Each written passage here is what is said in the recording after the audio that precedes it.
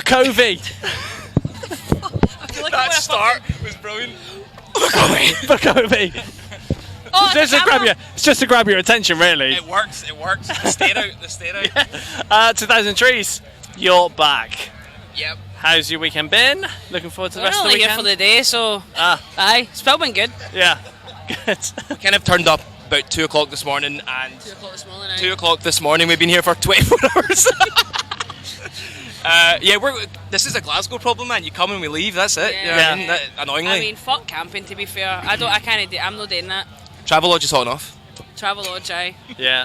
We went to Turtle Bay last night and tried numerous different types of rum. Really good. Yeah. Would recommend. Which one would you recommend? What, the Turtle Bay? Yeah. What, the rum? Yeah. It's the Ray one. The one at 63%. That was amazing. That was amazing. class. Yeah. Yep. But we had one with hot sauce in it as well. Oh, shit. Would not recommend. No, don't get that one. Really? Get it with Sauce. see any sort of rum with like sparkling grapefruit juice, unbelievable. Yeah. And lime, yes. They put too much ice in the drink, so sorry, just calling it out. That's it. Yeah. Sound like I'm on commission for I'm going to be asking them about this. Give me some money for this advertising. Aye. Tag them. Speaking of advertising, let's talk about your new record, Oh, damn. which is coming out in October. Yeah. Tell us, what can people expect to hear when they get a chance to take a listen? I mean, It's it's a concept album, sort of sci-fi horror. It's kind of evolved around a colony ship going from the moon to Mars, and there's a little something goes down on the ship. it goes down. It goes down, but in terms of musically, It's very, I mean, we talk about this quite a lot. Like, we want the music to be sort of like not in this world. We Yeah. kind of want it to be like a bit of a departure. yes. Do you know what I mean? It's a bit of the album's a bit of escapism, honestly. It's like, That's the perfect way to describe it's it. escapism, sci-fi rock. Yeah. and like- Gene's come up with like a full narrative for it as well, which is sick as fuck. So Yeah. you sort of slowly, I mean, the next couple of music videos, you'll get a bit Yeah, more yeah, detail yeah. with that, and a couple more ideas Yeah, that yeah. Gene's got as well. So people probably won't see that coming, honestly. Yeah. It's going to take quite a turn soon. I feel like in terms of our own styles collaborating, like I feel like you've pushed the riffs and the guitar tones quite drastically, and in terms of lead like melodies and vocals, it's went down that really heavy pop.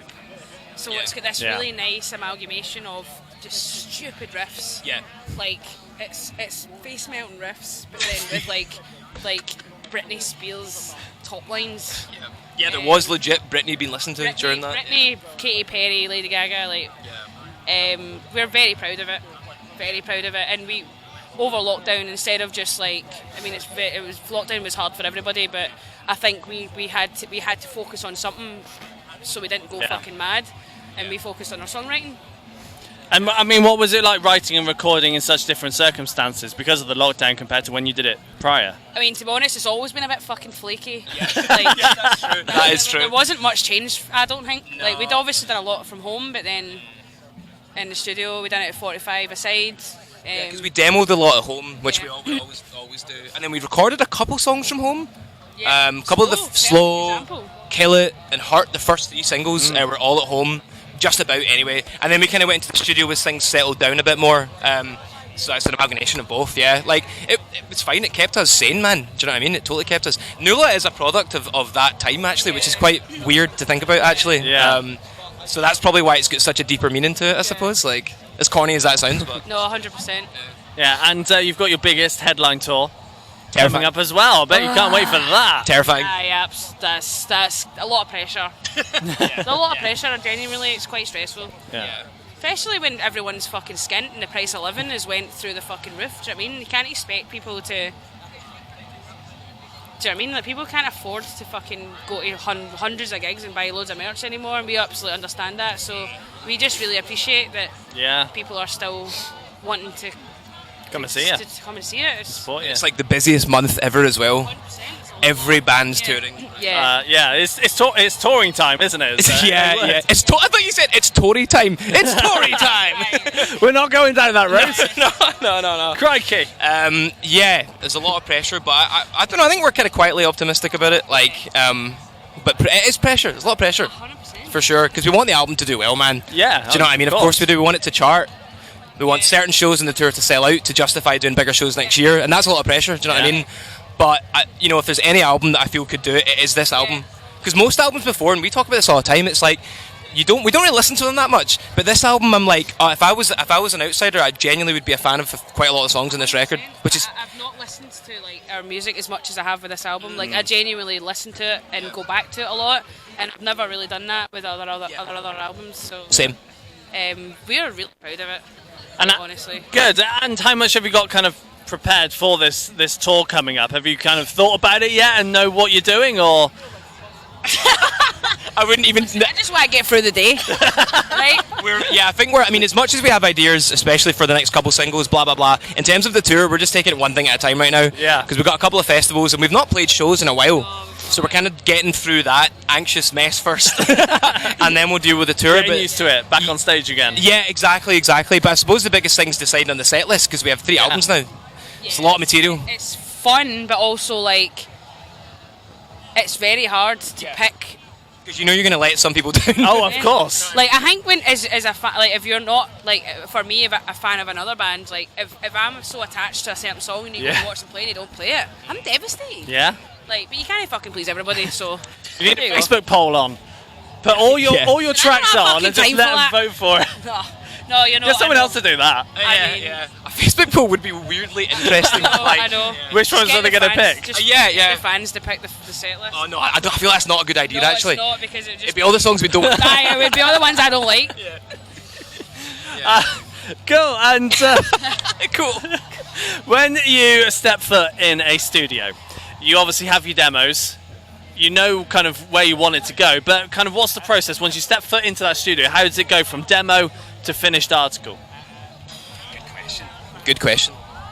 I think like we do a lot of production ourselves between the two of us now, back and forwards. Yeah, I think once you've done a couple albums, you kind of know Yeah. some little spicy bits to add, and When if I send you like a top line or some sort of structure, like you're very good now at like putting a bed.